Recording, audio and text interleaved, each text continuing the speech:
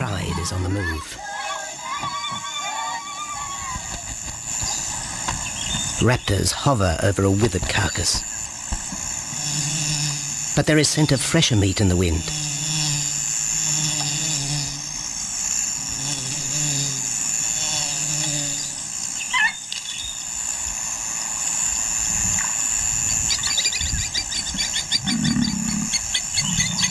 Pickings had been slim for Nabamba's pride since her fight with a startled warthog. The lioness is limping from the encounter. And even the pride's big male, Jabu, wonders when his next meal will come.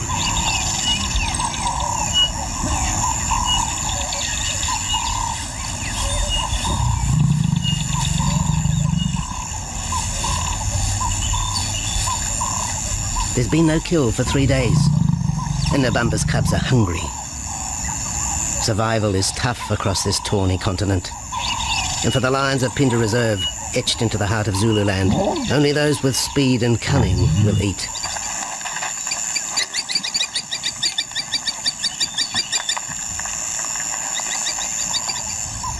For this pride anyway, it's been a long time between meals.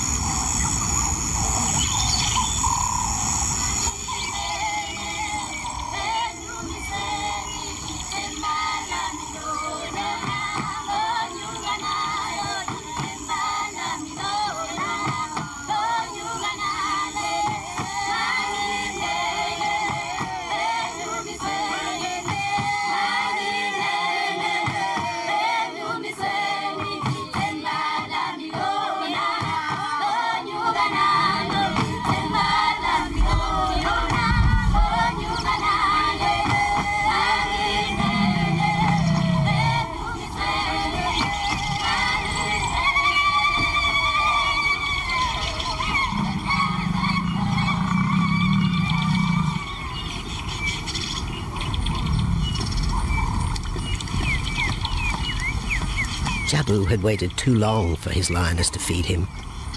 Overnight, his stealth carried him into the path of a careless zebra. The rest of the herd is still skittish. One animal had already lost his tail to a hungry pride, but for the dazed stallion, it was all over in seconds.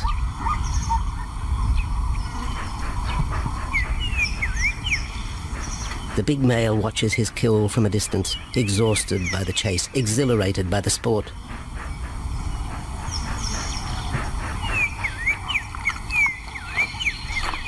Jabu will feast later. Tired from the hunt, he needs to rest.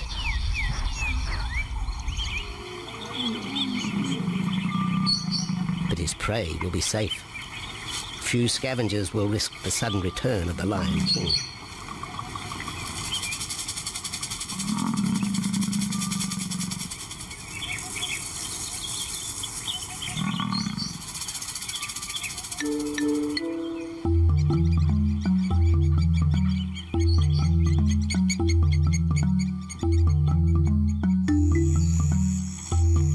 Zulu trackers follow the spoor of Nabamba's pride across Nziki Marsh. This vast tract of savanna is favoured by the lions in the dry air of winter, but it's a region also shared by Pinda's giraffe and white rhino population.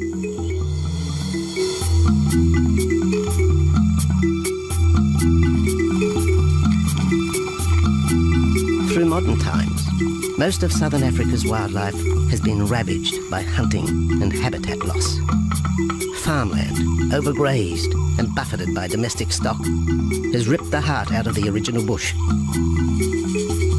The open, broad-leaved woodland, acacia bushveld, and wetland habitat had all but disappeared, taking with it the wildlife.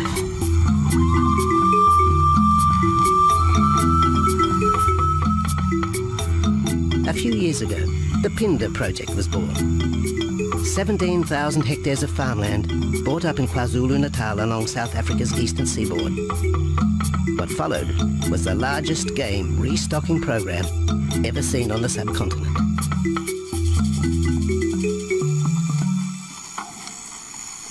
The land was overgrazed to a certain extent and it wasn't in very good shape. They put all these farms together, put a perimeter fence around it, and then brought in a lot of game. And we brought in elephant, we brought in rhino. We started off with those sort of animals and then started with cheetah, bringing in cheetah onto the reserve, mainly to get them used to the area before the lions came on, because the lion is a more superior predator as such and would dominate the cheetahs. We wanted to get them settled first before the lions came in.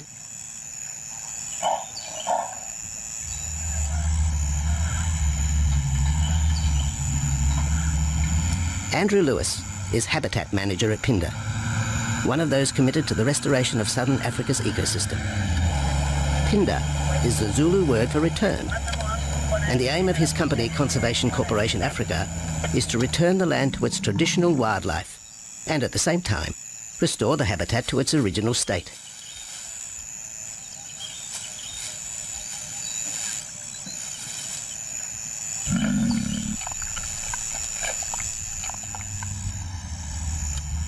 Phinda is cautiously open to top-level tourism, limited and luxurious. Dreams of extending the green frontier require funds, and the reserve's lion pride has already earned its keep.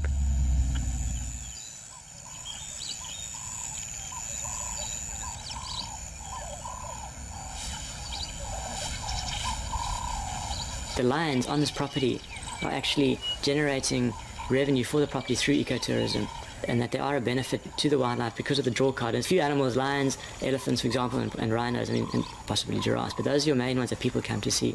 And we've been very fortunate to be able to have lions on the property, and I think those lions that we have given us amazing value for our guests, and by getting a guest in here, we're getting revenue into the area, and that's benefiting wildlife as a whole.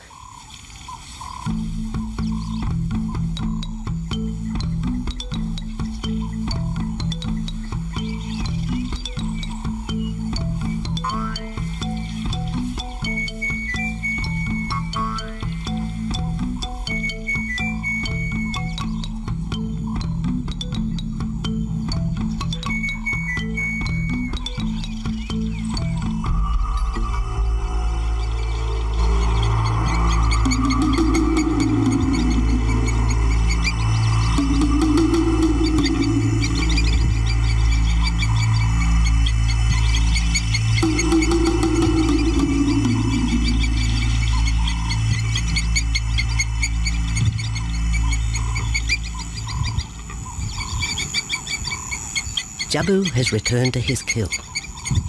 He licks the bloated carcass, but still there is no feeding. Lions will gloat over their prey, delaying the first bite until the meat ripens. For Jabu, the prospect of the meal is to be relished as much as the eventual feast.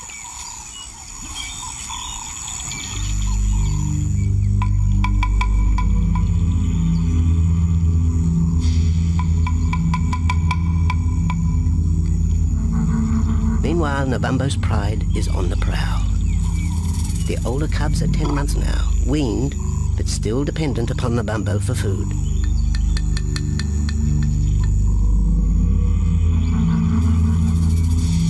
The cubs are learning to stalk, but they won't kill for another 6 months.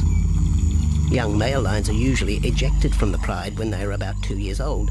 Fending for themselves, they form hunting groups with other isolated males. Nabambo's cubs aren't sure what to do with prey so close, but the lioness isn't far behind. Their time for hunting will come. Nabambo's 4-year-old daughter also lives with the pride. She is the mother of the group's youngest offspring, 7-week twins Umveli and Damana. The little cubs have been hidden since birth, and now stay close within the protective circle.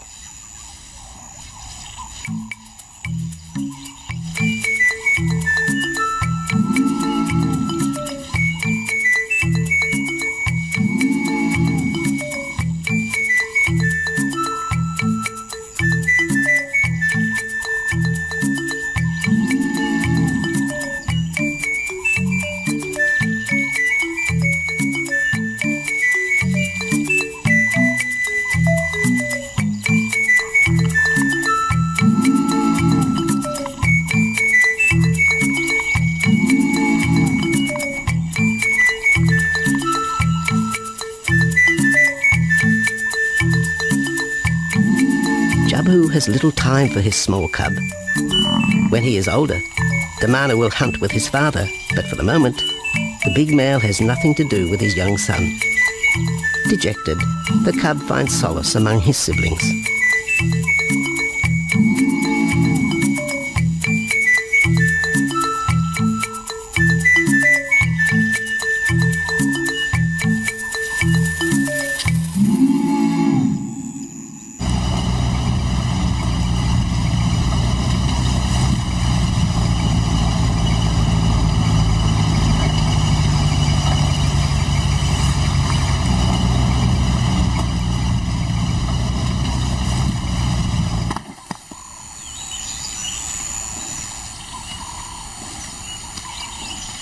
A young giraffe lies helpless in the grass. The animal's complicated vertebra means it is unable to rest its neck for any length of time. Lack of mobility means blood to the brain slows, leaving the animal disabled.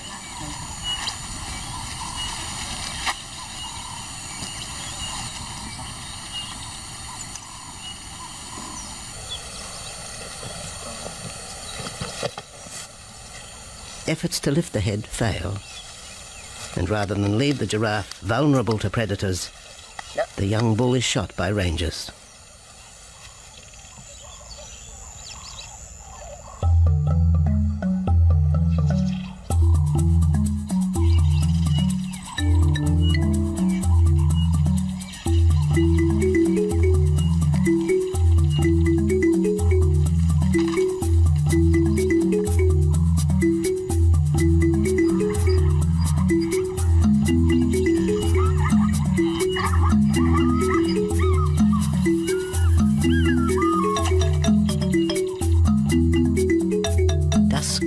By the waterhole rekindles the interest of the pride.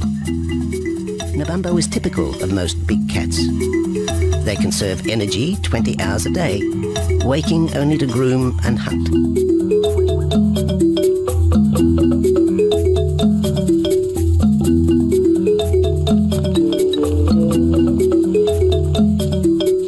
The lioness shows little sign of her injured leg, but the tusks of the warthog have torn sinew and muscle, slowing her in the pursuit of prey.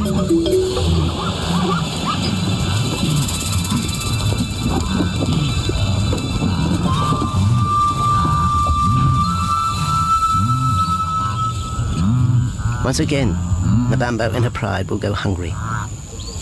But the big lioness senses another kill nearby. A young giraffe slain by humans will provide meat for her cubs. Leaving the pride, Nabambo follows the scent.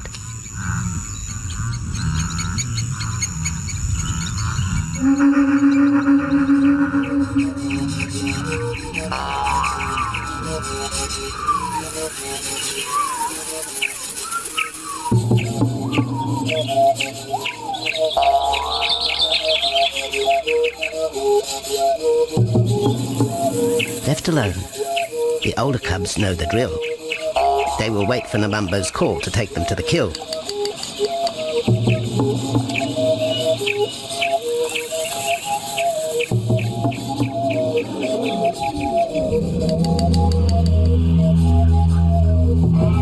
The day moves into shadow.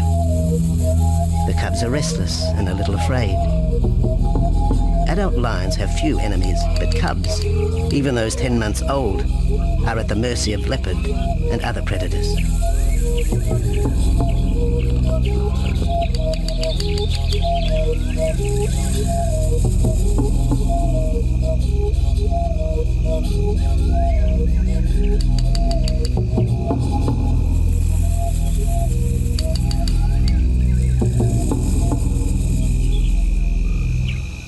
Nabambo has reached the kill, but her daughter is there first. Even though females hunt together, rivalry for the prey is fierce.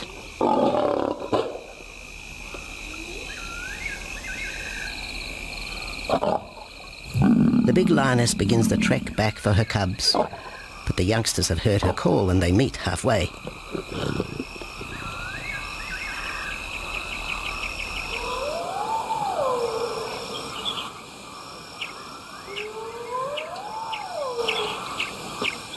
Nabambo settles herself in the long grass.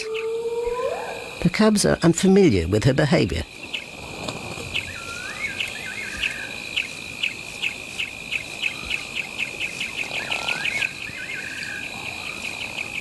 A female will usually head the charge with any kill, splitting the hide of the victim and leading the way for the pride to eat. But there is human scent around the giraffe, and the big lioness is cautious. She watches her cubs, hidden, alert to any potential threat.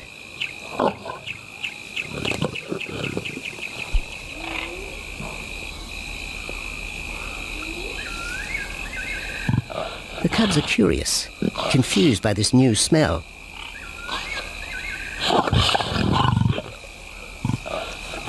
The lioness moves in for a final check, but she has already made up her mind. The carcass is tainted. There are foreign traces, a dangerous ambience. Instinct tells her this is not food fit for her cubs. Disappointed, the bumbo moves away, the scent of another night stalk already in the wind.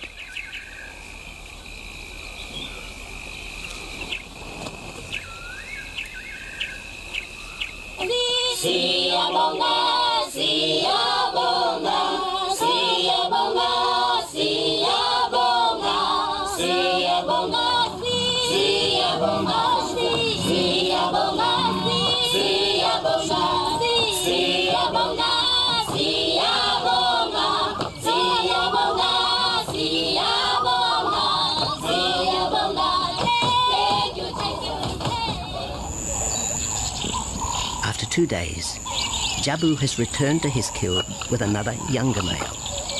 3-year-old Tembi is a son from a previous liaison with Nabumbo, and the two paired up after Tembi was ousted from the pride.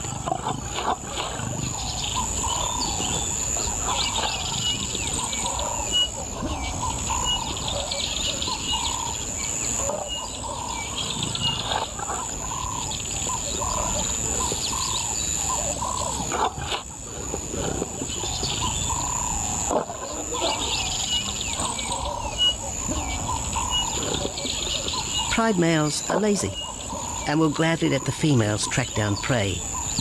But the theory that males won't hunt is a fallacy. Any hungry male will hunt for himself when no free lunch is provided by the lioness, hyenas or other predators.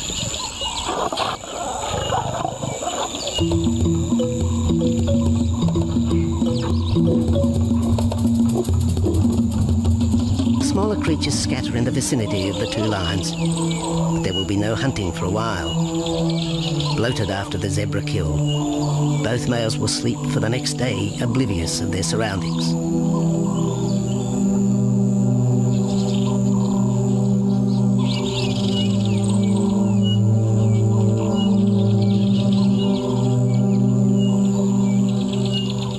Lions hunting in pairs or groups have a success rate of around 30% in daylight, but studies show single hunters are more successful at night.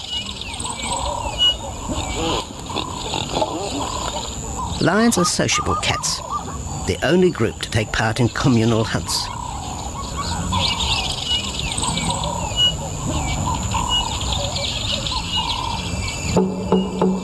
Ambush is an important part of the lion's strategy. Often one pride female will round up the prey from the front, driving it towards a second lioness.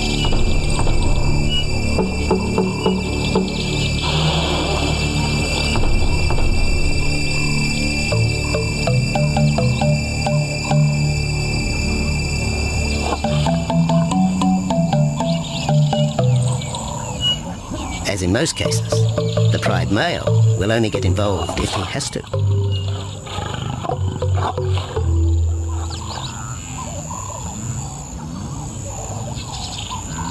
Accidents involving humans are rare in southern Africa's game reserves. Our primal fear of being eaten has been well documented, but in fact, lions seldom attack if they're not provoked. At Phinda, great care is taken to limit the number of people viewing game. Emphasis is placed on causing the animal as little stress as possible.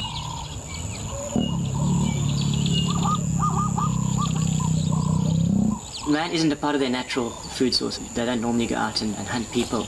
I think your lions are opportunists though, and I certainly think that If your lion is very hungry, under stress, I don't think they'll necessarily go out to hunt you down, but if you interfere with them, they'll certainly kill you. And there's a good chance they might eat you at the same time.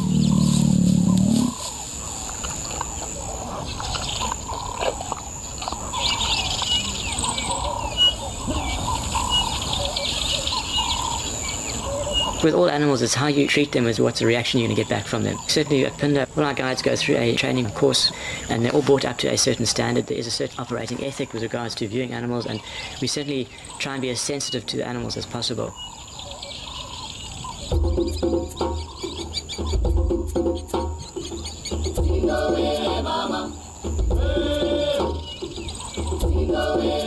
Cradled within the arms of the Ubomba Mountains and the Indian Ocean, Pinda covers one of the most diverse regions of Africa. Here are found 7 different ecosystems, from palm savanna and bushveld to rare sand forest and dense thorn bush, all restored from the pastoral belt which had swept down the east coast.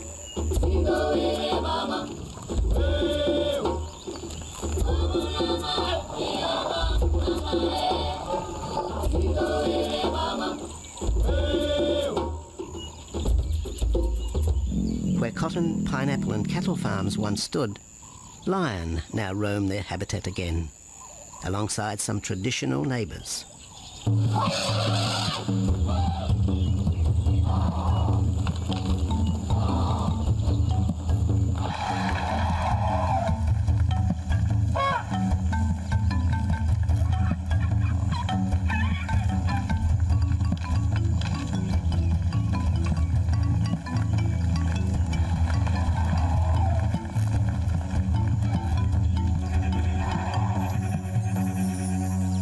Pinda sees its responsibility to the region extending beyond restoration of habitat and wildlife.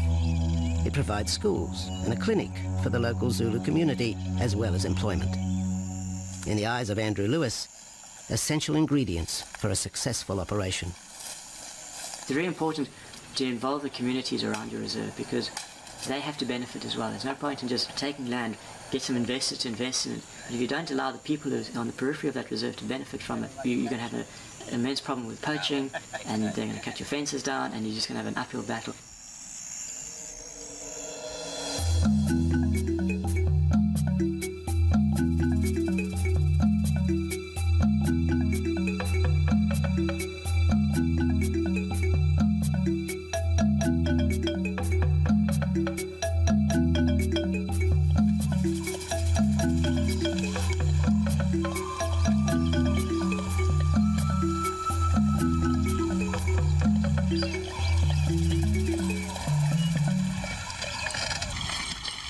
In 1992, the Pinda lions were among the first of the big 5 animals to be relocated to the reserve.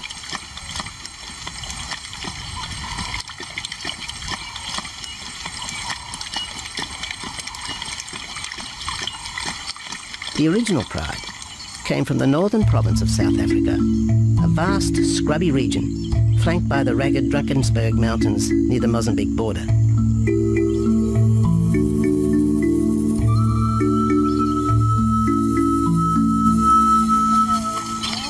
Peter Rogers helped round up Pinda's first pride, handling the lion's capture and subsequent move south. Today, he's head vet at the Hoedspruit Research and Breeding Centre for Endangered Species, overseeing its cheetah breeding program.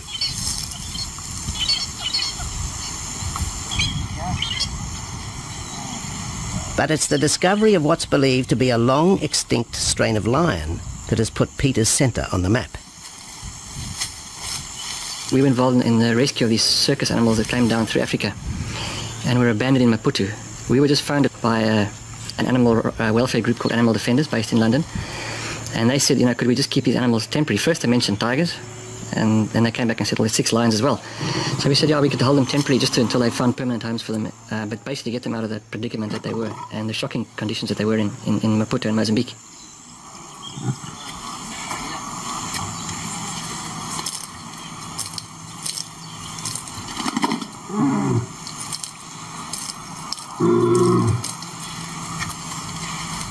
When the lions arrived at the breeding centre, their size, pale colouring and the male's thick black belly mane put them into the category of the Cape or Barbary lion, not seen in the wild since the early 1920s.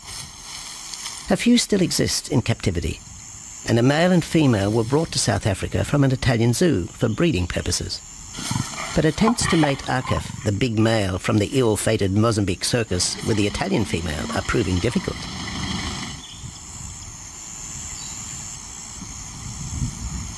Akef is overprotective, even preventing the lioness from eating when the meat truck arrives.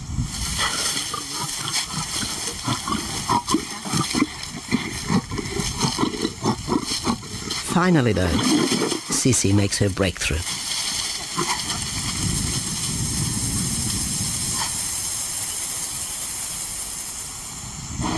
We'll see you up in the front there, Mark. You're going to go to that sort of middle central area. Where are you going to go? In the next enclosure, Arturo, the Italian Barbary male, is about to be sedated. His attention to his sister Sisi through the fence is hampering mating efforts, and Peter Rogers is keen to move the big male. He shoots the dart into Arturo's rump. Arturo has been sterilized, but while his breeding days are finished, he'll live out his days at the center. 1.5 minutes now, so His female companion, another Barbary from the Mozambique circus, is drawn away by the meat truck.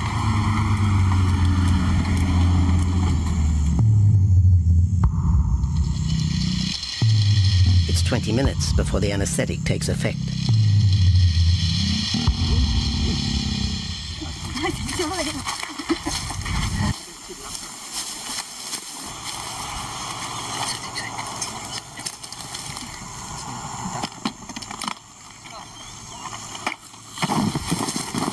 It's nice to be the supervisor.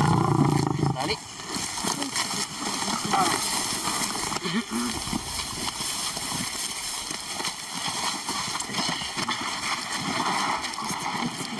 You'll need all your help at the bottom just to put him back into the cage, okay? One, two, three. Yeah.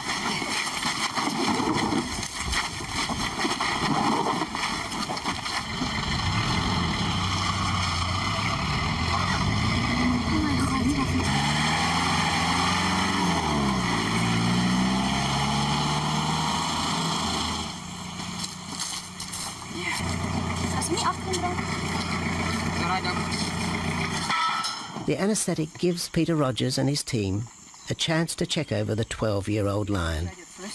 He'll spend a few weeks in this cage before being returned to his enclosure for observation. I still want to inject him and everything, Mark.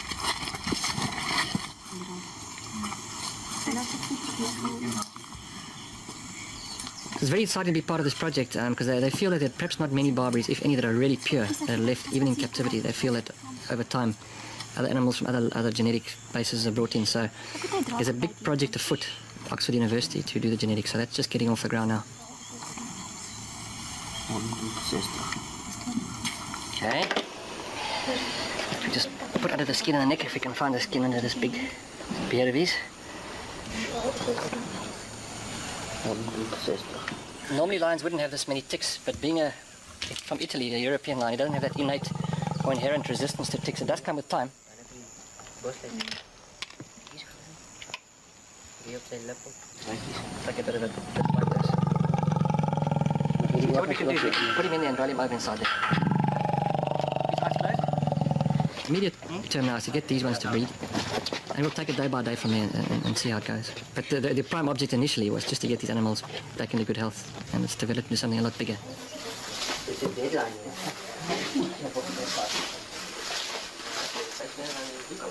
Yeah.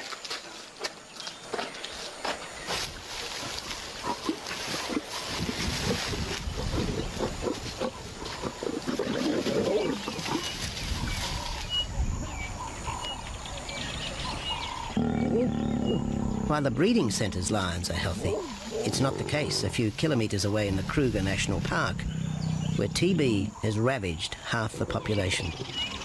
Infected buffalo have been blamed for the outbreak, primarily in the south of the park, and attempts are being made to fence off the diseased area.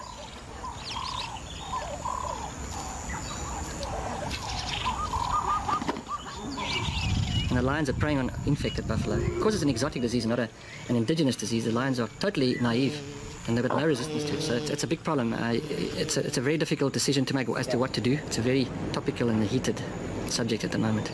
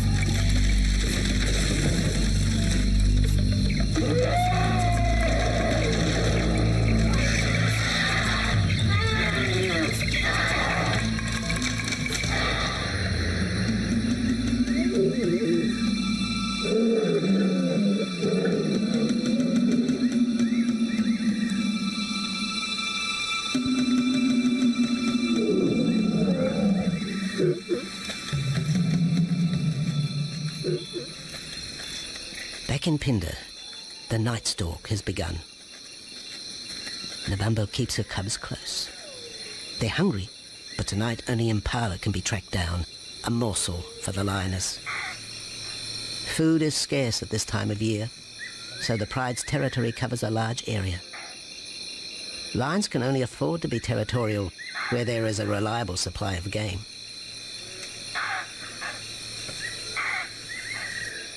Jabu wants to mate. He's been with his pride for nearly a year now. But Nabambo would prefer a larger group of males around her.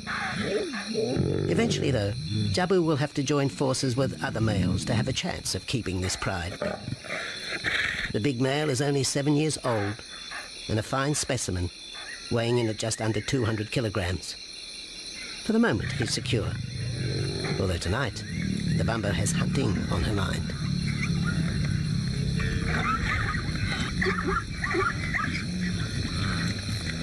The cubs follow in the lioness's wake. If there is a kill, she will feed first. Often, weak cubs lose out to a hungry mother. High juvenile mortality rates are the result of lean times.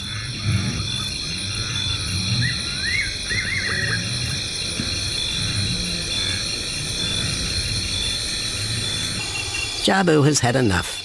He's been walking for hours. Sleep is more important. And the zebra he ate 2 days ago will suffice for another night.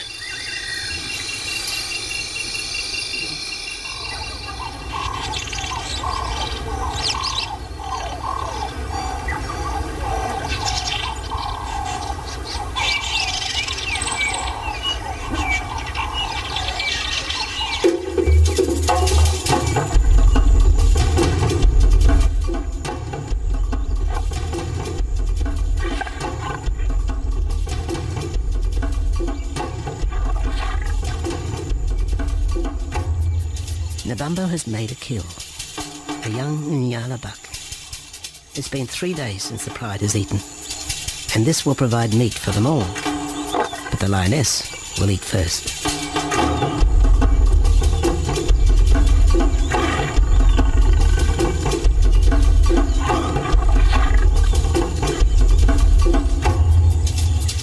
The cubs know the routine. They will get their turn. But Nkosi is hungry. He creeps towards his mother. As the biggest of the cub,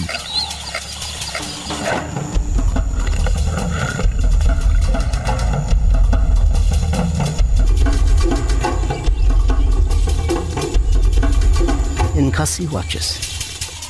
A lioness can eat more than 20 kilograms in a single sitting. This could be a long wait for the little cub. Nkosi approaches the kill cautiously. Sometimes a lioness will turn on her cubs, but today Nabambo is pleased with her efforts.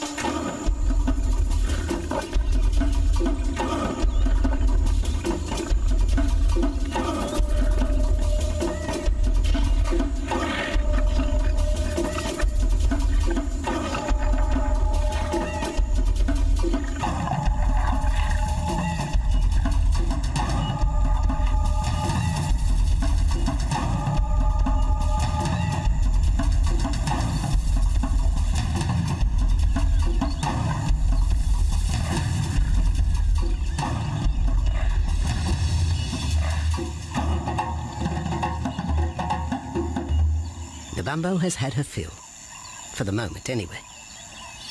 Lions never eat the stomach of a kill. She will bury it before dragging off the carcass.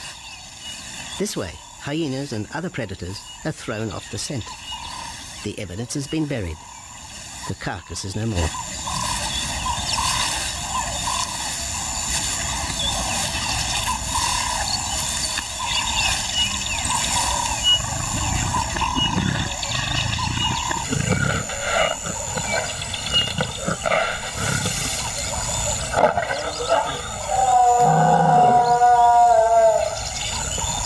Nabambo's daughter hears the call. It is the second this morning. The first was the strangling cry of the Nyala as Nabambo broke the young buck's back. There was no struggle. The big lioness is a seasoned hunter.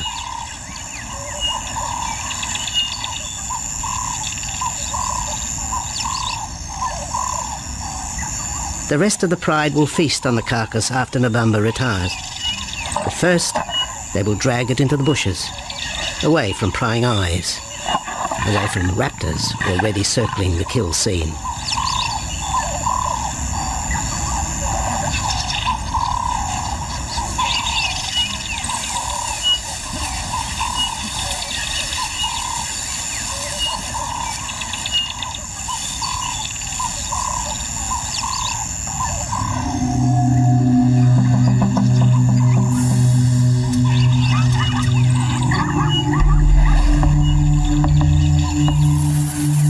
Has created a nervous edge. Even the hippo, its bad temper legendary, is flustered, anxious to protect its waterhole. The wildebeest are a favourite prey for lions. Naturally, they feel vulnerable.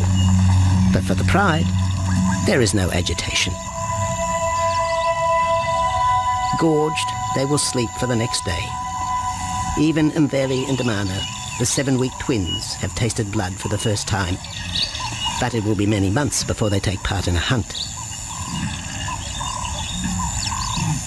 For the moment, they just want to play with Nkosi.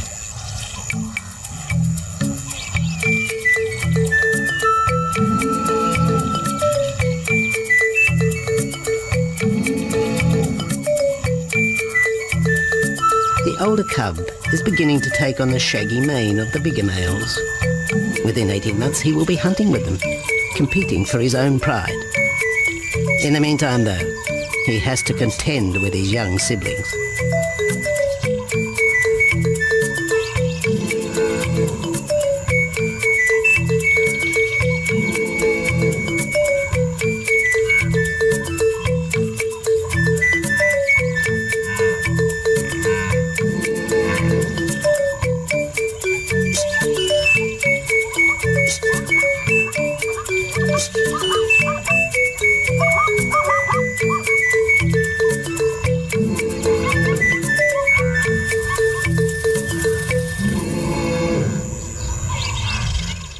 Jabu rejoins the pride. He has missed out on the kill, but he didn't share his zebra with the rest of the pride the previous day.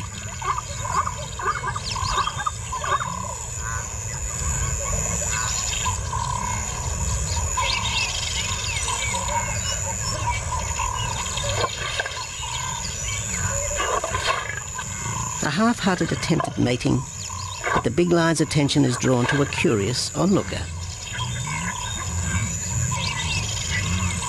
With the pride so close, the giraffe won't be sitting for long. Drinking and sitting is when they are at their most vulnerable.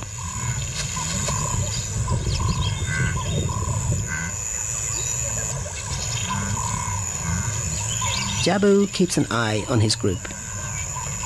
Pride takeovers by other males are common, and savage fights can occur between the pride male and the intruder. If a takeover is successful, the new male will usually kill all the suckling young of his former rival. When a nursing mother loses her cubs, she comes into heat within a few weeks. The normal interval between cubs is about 2 years, with a gestation time of 3 to 4 months.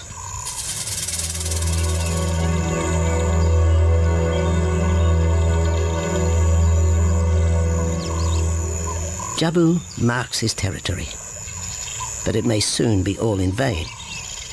A fresh infusion of lion genes is necessary to avoid the effects of long-term inbreeding. It's likely Jabu and his son Tembi will be swapped for males from another game reserve. This will broaden the bloodlines of future lions and avoid the genetic risks currently facing the pride at Phinda.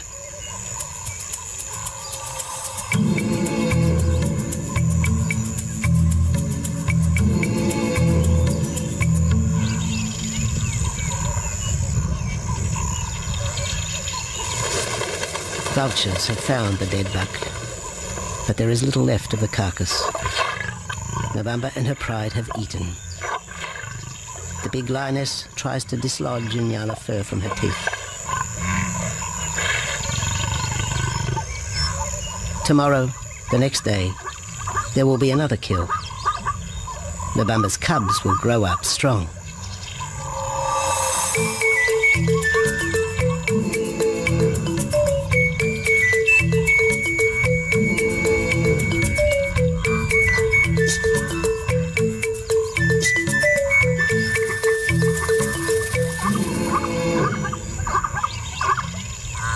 The lion is the greatest of all predators, the essence of all that is Africa. And yet, there are fewer than 50,000 left in the wild. The future for the species lies in managed reserves such as Phinda. Here in Zululand, the lion roams free for the first time since the beginning of this century. At Phinda, the philosophy has always been simple. Africa's wildlife land, undervalued and underutilized, is the continent's most precious natural resource. Focusing on the animals, their habitat and local communities is just the beginning of an African renaissance. Phinda is, after all, the Zulu word for return. Maybe too, it's a chance for man to redeem himself just a little.